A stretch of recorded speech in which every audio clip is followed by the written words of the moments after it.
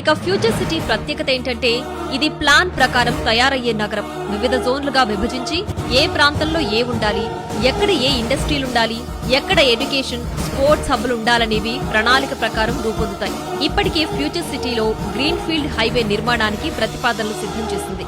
Metro రైలు మార్గాన్ని సైతం Bharat future city లోపలి వరకు నిర్మించేందుకు హైదరాబాద్ మెట్రో రైలు సంస్థ సర్వే చేపట్టి సమగ్ర ప్రాజెక్టు నివేదికను రూపొందించింది.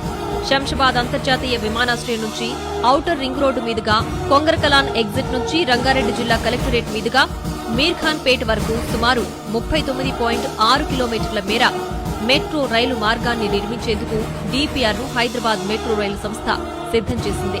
Multi modal connectivity, bus, metro రైలు సౌకర్యాలు సమకూర్చేలా ప్రణాళిక రచించింది ప్రభుత్వం. అంతర్జాతీయ నగరాలకు ధీటుగా ఫ్యూచర్ సిటీని నిర్మిస్తామని ప్రకటించిన ప్రభుత్వం ఇందులో అన్ని వనరులు, సౌకర్యాలు ఉండేలా ఏర్పాట్లు చేస్తోంది.